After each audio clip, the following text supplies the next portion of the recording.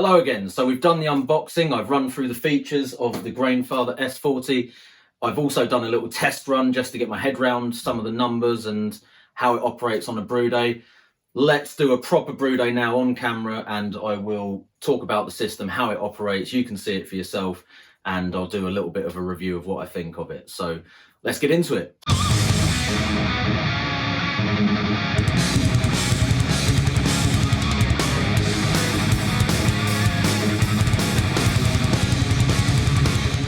So first things first, it's a really simple system to operate in terms of actually setting your numbers and things like that. So literally, if I want to adjust my mash temperature, we just press the set button, or strike temperature in this case, because I've not actually mashed in yet.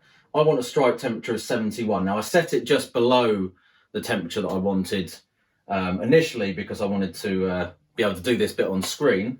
But it took about 25 minutes, half an hour to come up to temperature, and that is with 22 litres in there for mashing with.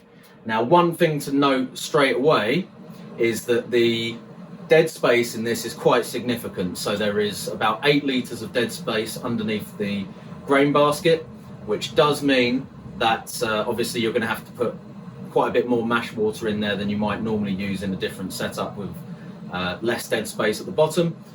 Also, if you're looking at using this for the smaller batch sizes, you may find that the batch needs to be done full volume, because you won't really have anything left to sparge with once you've got enough in there to do the mash. So just a couple of things to bear in mind there. As you can see, and as you can probably hear, which has more than likely ruined my audio, the element has kicked in now, and the little bars are flashing up on the side of the screen. So that's just going to bring it up the last few degrees to my mash temperature. What I'm going to do now, this isn't in the instructions, but I just think this is something that's probably good practice, is take the lid off, and I'm actually going to recirculate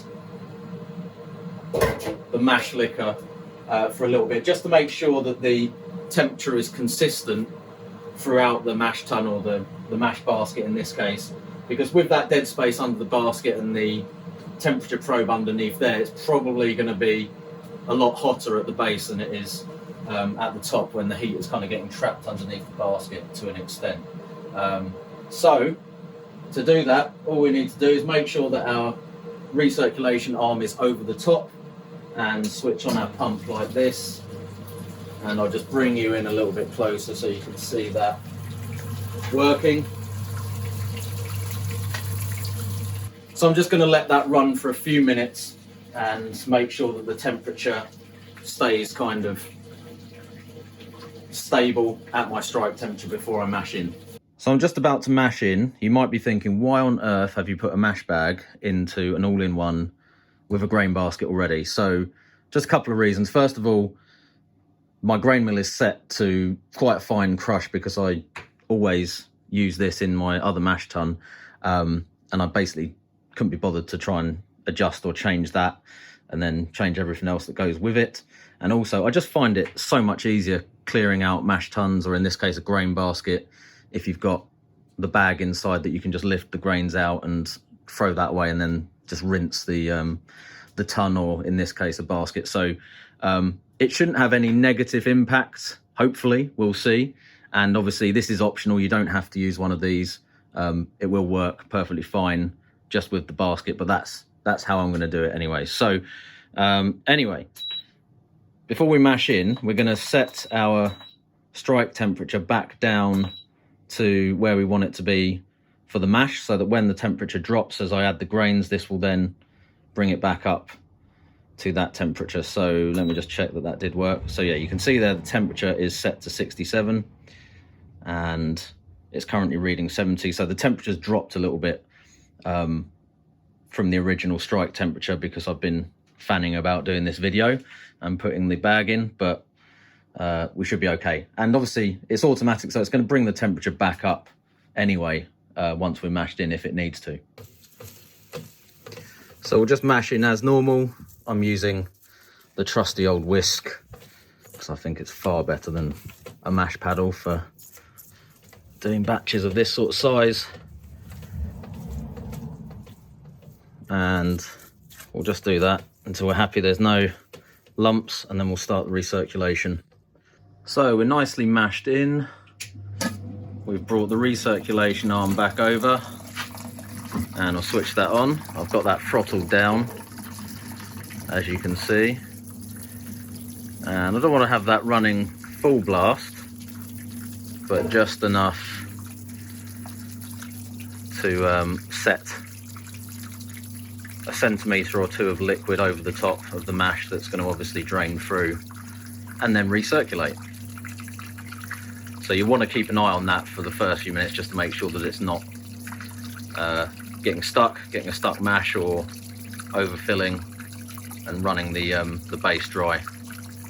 Okay, so my target mash temperature was 67. It's dropped down to 65 during mashing in and for the first bit of recirculation. The temperature is reading pretty much the same in the mash as it is on the controller, but oh, it's just dropped a degree on there. But one point of concern, which is perfectly illustrated just now, is that the element doesn't kick in until it's reading a temperature that's 3 degrees below the mash temperature that you've set. So bearing in mind that there's no lid, so the lid doesn't have a hole in it for the recirculation arm, you're going to lose temperature quite quickly. I mean, you can see it, you can see the steam and stuff coming off the top of here. That temperature is going to fall fairly quickly when you're running a recirculation arm without any sort of lid on at all, because heat rises, it's escaping out the top. That paired with this only switching back on after it's dropped 3 degrees below the target temperature means this is going to yo-yo up and down quite a bit during the mash, because we're only about 5-10 minutes in at the moment. That's not ideal. Let's just leave it at that for the moment. I think I'll talk about that a bit more at the end. But yeah, I think there needs to be tighter control on that mash temperature there. It will still make beer, don't get me wrong. I'm not overly concerned that this is going to kind of ruin the final outcome in any way, but it's going to make it quite hard to have proper control over your mash temperature and therefore your final gravity. And anyway, like I said, I'll talk more about this at the end. So we're about halfway through the mash, and it just occurred to me I've not even told you what I'm actually brewing today. So in the mash tun at the moment, we've got the grist for a nice hazy pale ale that I'm doing, sort of session strength, kind of hazy IPA type thing. And it's going to have even mosaic hops in it, a bit of Simcoe and a little bit of Amarillo as well. Now, I'm not going to go into the recipe in lots of detail today, but I will put the link to that, the Grainfather recipe, in the description if you're interested and you want to go and see that. But this is obviously to focus on the S40 itself and the Brewday and how all that goes. One thing I will mention about that, which I should have said before really while I was mashing in, is this grist does have a decent wedge of oats in there. So there's about just under 10% oats in the grist. So it's not necessarily the most easy grain bill to throw at it, but so far so good. No stuck mash, and hopefully there'll be no stuck sparge or anything later on either, but it's recirculating nicely. We've got lovely clear wort coming through, and that doesn't seem to have posed a problem for it at all. So that's definitely a positive so far. So I'd just like to take a moment to quickly thank again Grainfather for sending me this unit for review. Full disclosure, it was sent to me for free for the purpose of making these videos, but I do not work for or am in any other way affiliated with Grainfather, so I will be doing my best to make this as a impartial and fair review as I possibly can. And on that note, I'd just like to say this is the first time that I've done any brewing myself personally on an all-in-one system. I've had to play with other setups before, specifically recently a Brew Tools B80, but that's in a slightly different league. All fairness to the S40, slightly different league to this. So I'm not going to try and make comparisons to other brands that I've not used. or have any experience of. I'm not going to give you a you know, this versus this kind of comparison. All I will say is that this is clearly on the market to compete with the likes of your 50 litre kind of Brew Devils and Klarsteins, and there's lots of other brands that are essentially using the same base unit and rebranding it under their label, but it's in that kind of price bracket. So if you look at things like the Brew Devil, for example, the 50 litre version of that, you'll see a very similar kind of spec. And like I said, I'm not going to say what's better or worse about them because I've never used the Brew Devil. It's not for me to say that. But if you want to go and look for yourselves and compare what you see in these videos I'm doing versus what you can read about those or what you can see in other people's reviews, then that's probably the fairest thing I can say at this point, is go and judge for yourself. So we're nearly at the end of the mash, and I will be doing a mash out shortly once we've hit the hour mark. But I thought I'd just take the opportunity to show you a couple of other things the controller does. So when we press the set button here, that's our, at the moment, mash temperature, and the time here is like a timer that will run down while the system is running. So basically you can set that to like an hour for your mash or an hour for your boil, and then it will switch it off once it's reached 0. Annoyingly, it's automatically switches off quite quickly, as you can see. So that defaults to like 3.5 hours or something. I'll just keep cycling through these so it doesn't turn off again. That defaults to like 3.5 hours, so I didn't actually set this time, but it's just running down from that like 3.5 hours that it was when I first switched it on. Obviously you could change that anytime you need to. And then the other function on here is a delay timer. So if you want to delay the unit coming on, you can set a time with that. So we're now up to, I think, well, we're about 30 seconds away from the end of the mash. So what I'm going to do is set the temperature now for mash out at 76. And if you just leave that, it will switch back. And you can see now the elements have kicked in again, and that will heat it up to 76 for the mash out. So we're pretty much up to the mash out temperature there. That took about 7 minutes, which is reasonably good time.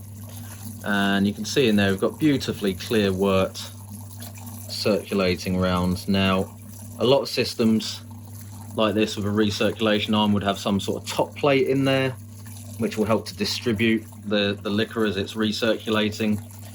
I mean, it seems to be working okay like this. I can't see too much kind of channeling through the grain bed. I mean, it's obviously difficult to tell at the moment with all the foam and stuff that's there, but it seemed to be working okay. So yeah, I'm quite hopeful that we'll get a nice clear wort and a really efficient mash out of this, based on how this is working and how the previous test brew I did went as well. Right, so we've done our mash out, and I'm going to switch off the elements now and basically lift the basket up so that we can drain it through, and then we'll be able to sparge it with the remaining water that I've got in my HLT over here. So the unit is pretty high anyway. This is not the highest workbench in the world at all, but it's pretty high, so you need, especially if it's going to be doing a full double batch, you need a little bit of leverage to get that basket up and out of there. Some people may end up using a winch or some sort of pulley system in order to do that. Me being a little bit height challenged, I've got a little set of steps out so that I can make sure that I can lift it up high enough to get it onto the edge on here.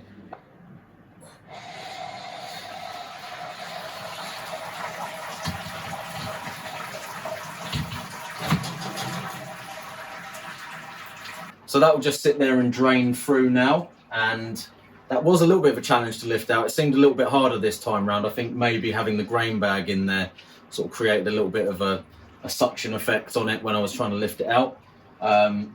So yeah, like I said, I think this will be pretty challenging for doing double batches if you're going to try and lift that out by hand, and it would certainly, I think, be worthwhile trying to get the unit onto a slightly lower platform in order to do that. That's no fault with the system whatsoever, it's just something that I've observed in order to make it easier and probably a bit safer to use as well.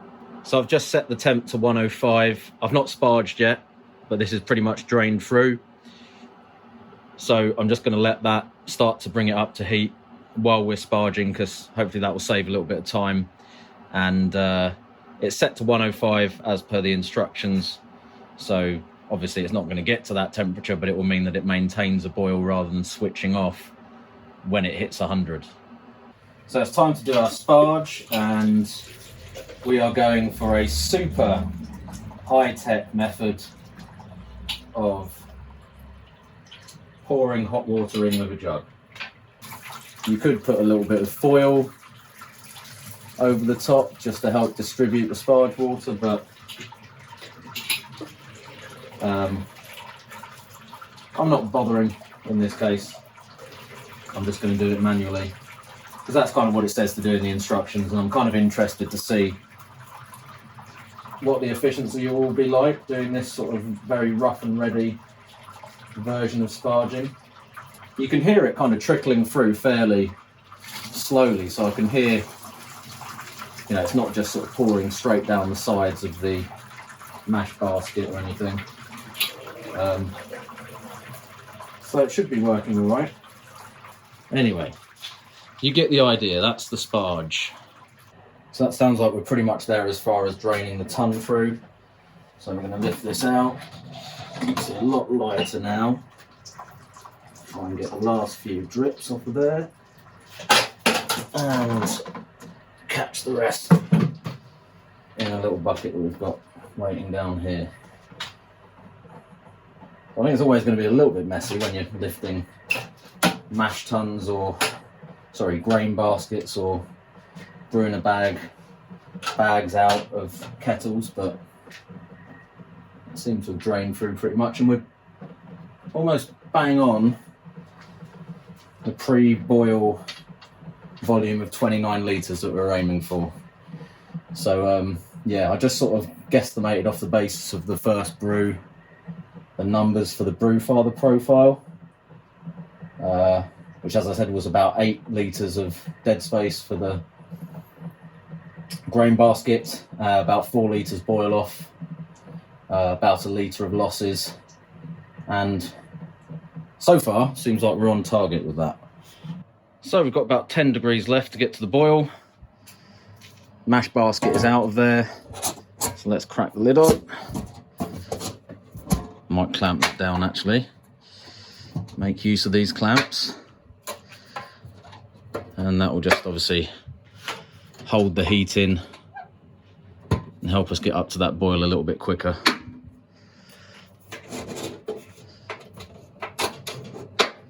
Obviously, don't leave this on for the whole time, otherwise you're going to have an epic boil over and make lots of mess. So do keep an eye on that. So this is just out here for me to clean up, but I just wanted to quickly mention the feet on this grain basket. They're a little bit flimsy, I've got to be honest. On the test brew, I tipped this up.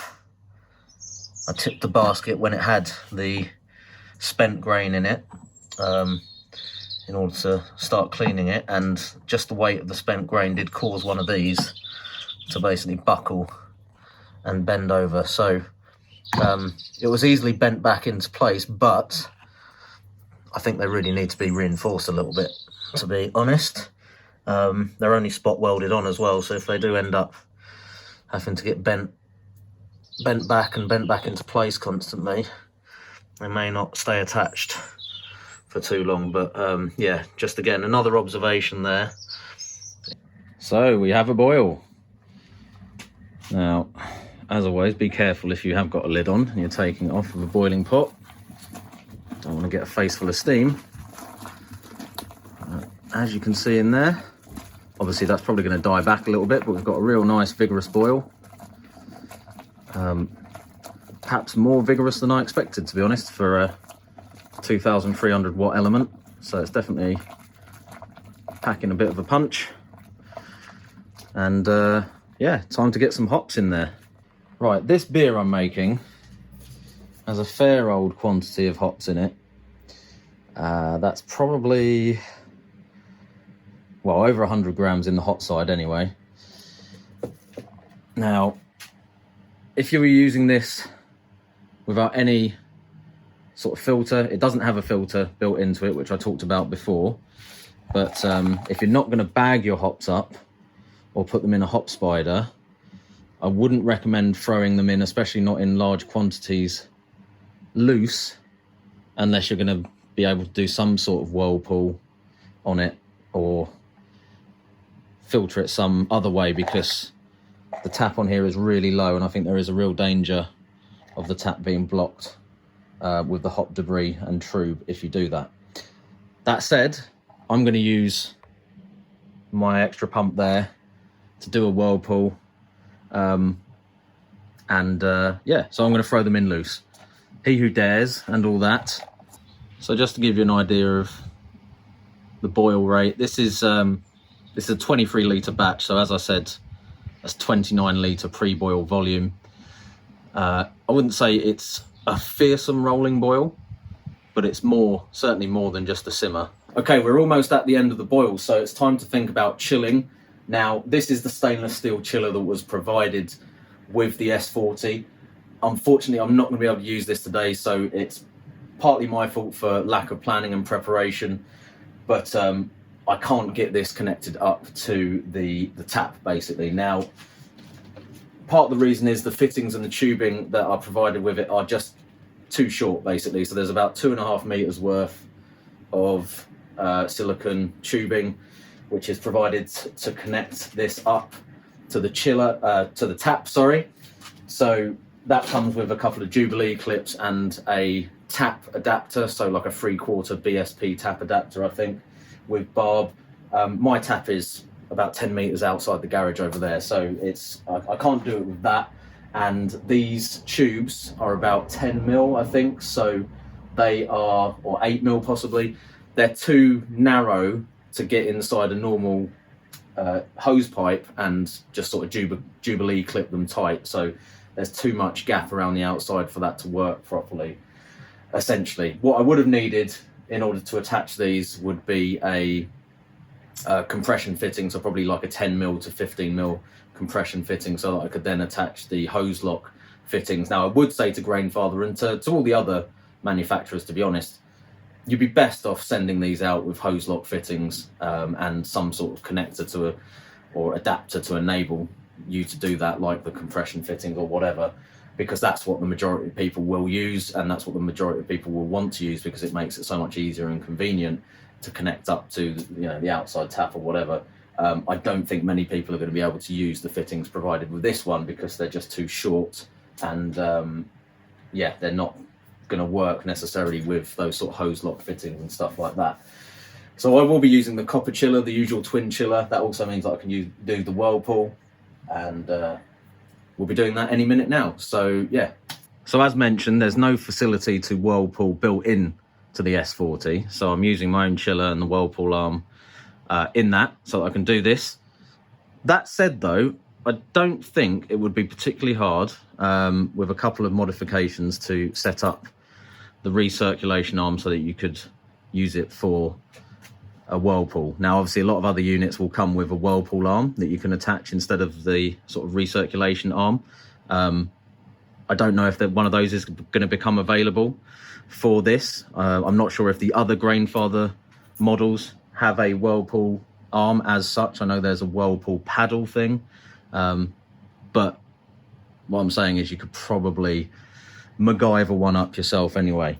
There we go, that is the end of the boil. So I am going to, actually what I'm going to do, rather than just switch it off, is set this to my whirlpool temperature.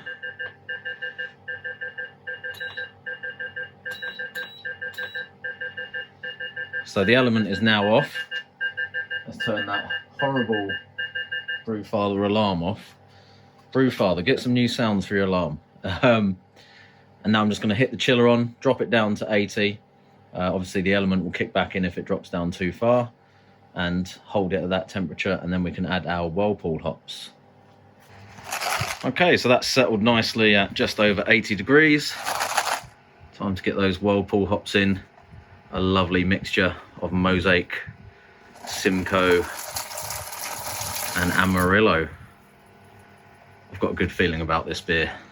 I really do. So that's it chilled down. We're sitting at about 23 according to the thermometer on there, but we will chill it the rest of the way down in the firm fridge. So it's going to transfer it into the Firmzilla now. Hopefully, bearing in mind I threw all the hops in loose, it will all get through without that tap getting blocked. Well, let's find out. Got a little bit of a leak on my chiller connections there, as you can see.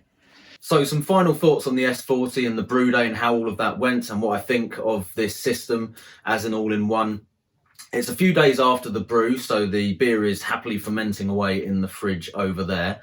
And I thought I'd just give myself a little bit of time to sort of digest how it all went and also look back at some of the footage myself and have a little think about the pros and cons and how that all weighs up for me personally. First of all, going back to the beer itself, the final gravity came out quite a few points higher than I was expecting. So the first sort of positive in terms of my experience with the S40 was really good efficiency from it. So I did get the full volume that I was expecting. So I managed to guesstimate my numbers quite well on the profile that I used for that, and I got 23 litres into the fermenter, a few points higher. So in the end, my final brew house efficiency worked out to just shy of 82%.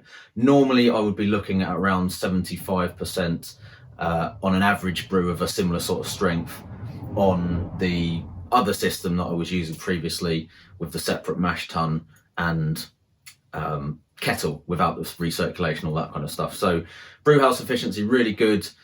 In terms of getting, you know, maximum value out of your grains and stuff. That's definitely a plus point. So the other thing that I definitely liked about brewing with this system was the simplicity of it. The tagline for the S series is no nonsense brewing, and to be fair to Grainfather, I think they've definitely delivered that. The construction of it with a kind of all-in-one or one-piece grain basket, there's no malt pipes to worry about, top or bottom plates that need fitting or removing or whatever during the brew, makes it all very straightforward in terms of the actual functionality of the Brewday and, you know, going through the mashing process and swapping over between the different stages. As long as you have a basic grasp of all grain brewing, I can't really see you having any issues with this. It is all manual control, so you need to know when to do the various steps and so on, but it's very straightforward, very easy to operate, and I found it, you know, as somebody who works with effectively a kind of manual system prior to this, very easy to use indeed. So I think for the target market of introductory system for people who want to get into using Grainfathers or, you know, any kind of all-in-one system, it's pitched at that a good level for people of that sort of experience. Now, on the flip side of that, obviously this has been stripped back a lot in terms of the features to get it down to a certain price point. In some areas, perhaps it's maybe been stripped back a little bit too far. Now, the hysteresis temperature control is obviously something that we can talk about there.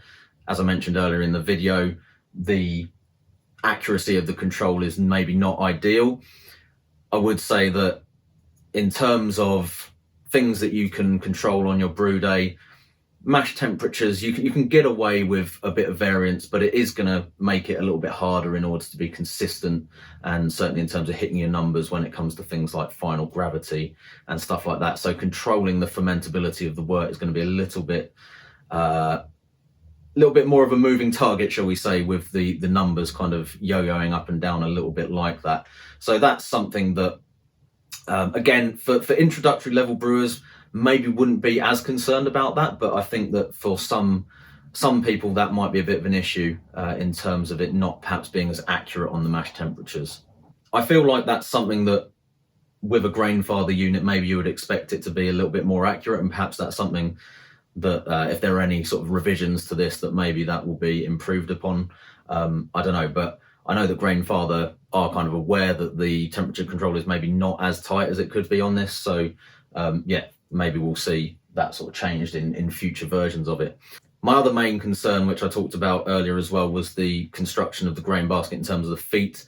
Now, they are perfectly stable in terms of kind of vertical strength when they're coming in and out of the kettle, but it's more the sort of horizontal strength of them. So if there's any strain put on them horizontally, certainly in the case of my one, you know, this is, as I said previously, a kind of pre-production unit. So perhaps my one is not to the same build quality, I don't know, but if they're all the same as that, the legs do seem a little bit weak for me. And if there is any kind of horizontal pressure put on mine, either through tipping the mash basket or you know, leaning it over in some way while it's loaded, there is the potential for those to bend. And again, I think even though this is at the lower end of the price bracket, that's something that could maybe be improved upon, in my opinion. Is that a deal breaker? Not necessarily, but I think it's something that, again, maybe could be revisited in terms of just reinforcing the construction of those in some way. So the beer I brewed for this video was a 23 litre batch, which is, according to the instructions, the kind of optimum batch size for this system. So a lot of people would still use it for, you know, sort of standard brew length in terms of a keg's worth or 40 pints ish of beer, which works really well. I will come back to this and do a sort of full size or maximum capacity brew on it, which will be 40 litres. I am very keen to see how it performs in that sense. And I think that is one of, obviously, the kind of features of this that will appeal to a lot of people, is being able to do those double batches, to put 2 kegs of beer out in one brew day. And we'll have to see sort of how the sort of heating times and things are affected by that. But that's definitely, although I haven't brewed to that length in this video, that's something that I think is a big advantage of this sort of system, and at this price point where you can get double batches out of it. As I mentioned earlier, obviously there are other systems in a similar price bracket which you would want to maybe go and compare in terms of the specification and stuff. I think in certain respects the features of this system have been stripped back a little bit more than some of the competitors in the market. So things like the programmable controller, maybe additional accessories, things like that. One thing that I mentioned earlier as well, most of the other systems you'll see have a lid that can be fitted during the mash. That is one other thing that I'm sort of a little bit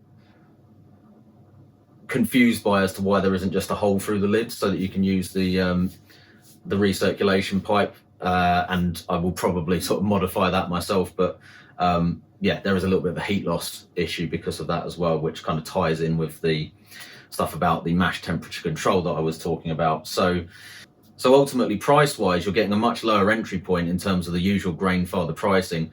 It's nearly a third of the cost of the G40, which has obviously got a lot more features involved in it, but in terms of like brew length and all that kind of stuff, it's equivalent, certainly in terms of batch size anyway. So there is that to consider. You've got the Grainfather warranty and all this kind of stuff as well, and availability of spare parts and customer support, which arguably might be better than some of the brands that don't have that sort of aftermarket support. So in summary, I think if you're looking for a kind of introductory Grainfather in terms of pricing point and features and maybe your level of brewing experience, the S40 is definitely something to consider. Perhaps some of the sort of slight limitations of the system that I've pointed out, if you're a maybe more intermediate or advanced brewer and you want the, you know, that extra functionality and features, then obviously you might have to be looking at a slightly more expensive option.